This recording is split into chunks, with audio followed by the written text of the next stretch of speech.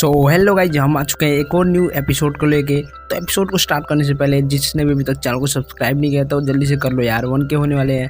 तो चलो वीडियो को स्टार्ट करते हैं। तो एपिसोड 11 की शुरुआत में हम देखते हैं एमसी को, जो कि बहुत ज़्यादा गुस्से में होता है। यानटियन परेशान होते हुए कहती है, तुम यहाँ पर क्या कर रहे हो, जल्दी से यहाँ से चले जाओ। सेन कहता है, मैं तुमसे बात नहीं कर रहा, और मन में कहता है यानटियन के पीछे जो पर्सन खड़ा है वो लुओ की मेमोरी में था, जिसने लुओ से फाइट किया था। तो ये है वो बोधिष्टव, इन सब चीज़ों के पीछे इसी का हाथ है। तभी वो बोधिष्टव कहता है, ये इतना भी बुरा नहीं है, एक लाइफ एंड डेथ रियल्म का बंदा मेरी प्रेजेंट को सेंस कर सकता है, ये तो और भी अच्छा हुआ। इंग्रेडिएंट खुद चल के मेरे पास आ गया। एमसी अपने पावर को रिलीज करते हुए कहता है, क्या इंग्रेडिएंट, और ऐसा बोलकर वो अपने पंच के साथ उस बोधिष्टव पर अटैक करते हुए कहता है, मैं यहाँ पर तुम्हें खत्म करने के लिए आया हूँ। बोधिष्टव कहता है, मैंने भी लंबे समय से फाइट नहीं किया, ये तो मेरे लिए एक उत्सव की तरह है जिसे हम और भी अच्छे से मना सकते हैं। और वो भी अपने आंखों से एक लेजर लाइट से एमसी पर अटैक करता है। उसके बाद हम आसमान में एक ब्लास्ट देखते हैं, जिसके प्रेशर को यानटियन भी बहुत मुश्किल से संभाल पा रही होती है। यानटियन शौक होकर कहती है, ये कैसे हो सकता है, वो इस पर्सन के प्रोजेक्शन को हर्ट कर पा रहा है। फिर हम सेन को देखते हैं, जिसने अपना पंच सीधा जाके उसके मुंह पे मारा होता है। फिर वो एक बैडेस्ट लुक देकर कहता है, तुम ही वो नकली बोधिष्टव होना जिसने कि लुओ को नुकसान पहुंचाया था। तभी वो बोधिष्टव अपनी आंखों से एनर्जी की लेजर बीन एमसी पर अटैक कर देता है, जिसे एमसी आराम से डोज कर लेता है। बोधिष्टव बोलता है, तुमने मेरे साथ बदतमीजी की है, मैं खुशी और दुखी का द्वारपाल बोधिष्टव हूँ। और वो अपने दोनों बड़े बड़े हाथों को एमसी की तरफ ले जाते हुए कहते हैं, अब तुम्हें पता चलेगा मैं कितना ग्रेट हूँ, अब तुम मेरी पावर को देख के तुम मेरी तारीफ करोगे। और वो एमसी को अपने हाथों के बीच दबा देता है। फिर वो कहता है, भले ही तुमने लाइफ और डेथ रियल्म पर ब्रेक थ्रो कर लिया है, लेकिन तुम्हारा शरीर अभी मोर्टल है, लेकिन अभी तुम मेरे आइज अटैक को तोड़ सकते हो, सच में तुम्हारे ताकत को मानना पड़ेगा। तभी उसे कुछ फील होता है, वो अपनी हाथों की ओर देखता है, जहाँ अपना एमसी अपनी पावर को रिलीज करके उसके हाथ से बाहर आ जाता है। सेन कहता है, तुम एक प्रोजेक्शन हो, तुम चाहे कोई से भी डाइटी हो, सिर्फ तुम अपने रियल बॉडी को बुलाओ, मैं इसकी कोई परवाह नहीं करता कि तुम असली बोधिष्टव हो या नकली। जो कोई भी मेरे डिसाइपल को हाथ लगाएगा, मैं उसे खुद से हेल में पहुंचाऊंगा। और वो अपना पंच उसकी आंखों पर मारता है, और उस पंच से उसकी पूरी बॉडी डिस्ट्रॉय हो जाती है, और उसकी सोल वहाँ से भाग रही होती है।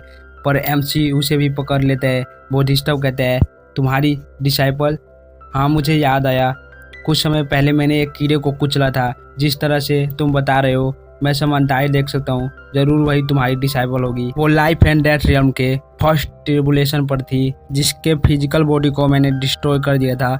भले ही वो अपने स्पिरिचुअल बॉडी के साथ बचकर भाग गई थी, लेकिन उसके फिजिकल बॉडी को वापस पाने की कोई उम्मीद नहीं है। और वो मरते समय अपने जिस मास्टर के बारे में मेंशन कर रही थी, क्या वो तुम ही हो, तुम्हारा भाग्य भी उस कीड़े से अलग नहीं होगा।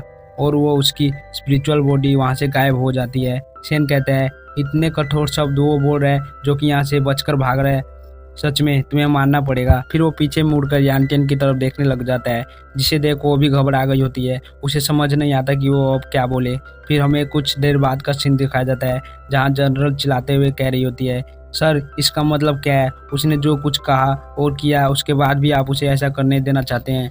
ये हमारे एनिमी के हथेली के नीचे काम करती है, और जिस रास्ते पर ये चल रही है ये कोई महान काम नहीं है। जिस तरह से मैं देखती हूँ आपको इसे अंदर ले जाकर पूछताछ करनी चाहिए। फिर सेन पहले तो यानटियन की तरफ देखता है, फिर कहता है, बच्ची तुम्हारा ग्रेट फॉर्चून टेलर के साथ क्या रिलेशन है।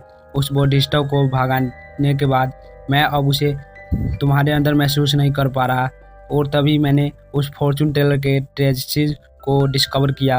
ये सुन के यानटियन भी हैरान हो जाती है। फिर कहती है, आप मेरी मास्टर के टाइटल को कैसे जानते हैं। जनरल कहती है, क्या वो डिवाइनर तुम्हारी मास्टर है, इसका मतलब तुम हर मजेस्टी की भी डिसाइपल लगोगी। ये सुनकर यानटियन को कुछ समझ नहीं आता। जनरल कहती है, जो सुप्रीम तुम्हारे सामने खड़े हैं वो एम्प्रेस के मास्टर हैं। ये सुन के यानटियन को बहुत बड़ा झटका लगता है। वो मन में कहती है, क्या हर मजेस्टी के मास्टर, तो क्या ये मेरे मास्टर के फाउंडर हैं, जिन्हें लेजेंडरी डीमन सुप्रीम कहते हैं। और मैंने सोचा था कि उनके बाल सफ़ेद हो और वो किसी ओल्ड मैन की तरह दिखते होंगे।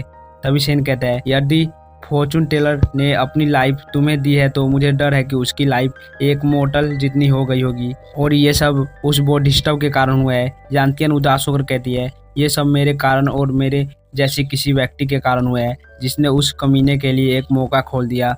अगर मेरी मास्टर अपने एनर्जी मुझे नहीं देती तो क्या उस जैसा व्यक्ति कभी उन्हें पकड़ पाता। लेकिन उस समय उनकी स्पिरिचुअल एनर्जी पूरी तरह से खत्म हो गई थी, जिसकी वजह से उस बोधिसत्व ने मास्टर को कैप्चर कर लिया। उसके बाद उस मास्टर ने किसी तरह से डिवाइनर के टाइटल को हासिल करने में कामयाब हो गया और उसके पास इस कॉन्टिनेंट में कहीं भी प्रकट करने के लिए कई तरीकों की दिव्य शक्तियां हैं। क्योंकि मेरी मास्टर ने उसकी मदद से इनकार कर दिया था, इसलिए उसने मास्टर को बांधने के लिए अपने होल स्पेल का यूज किया। वो चाहता था कि मास्टर उसकी बात मानकर उसकी इच्छा से भविष्यवाणी करे और उसके बाद उसने मुझसे उसके लिए हजारों सालों की रिफाइनमेंट पिल को इकट्ठा करने के लिए कहा, ताकि वो एक पावरफुल फिजिकल बॉडी को प्राप्त करके इस पूरे वर्ल्ड पर राज कर सके। लेकिन उसने मेरे मास्टर पर नंबर डाल दिया। वो ना तो जी सकती है और ना ही मर सकती है। उसके बाद मेरे पास कोई भी रास्ता नहीं था उसके ऑर्डर को फॉलो करने के, उसके लिए रिफाइनमेंट पिल को इकट्ठा करने के। फिर भी उसने मेरे मास्टर को नहीं छोड़ा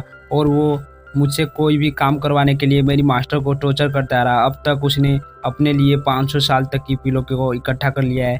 अगर मैं एक यंग बॉडी ढूंढ लेती हूँ तो मैं अपने मास्टर को बचा पाऊंगी। वो बोधिसत्व इस रियल से पड़े है, उसे आते हुए कोई भी नहीं देख सकता। वो फ्लैश की तरह आता है, उसने ऐसे ही हमारे कनेक्शन को तोड़ दिया है।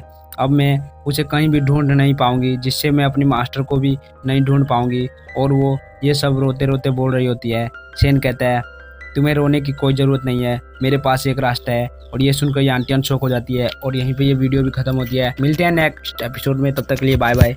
और चैनल को भी सब्सक्राइब कर देना गाइस, 1K होने वाले हैं।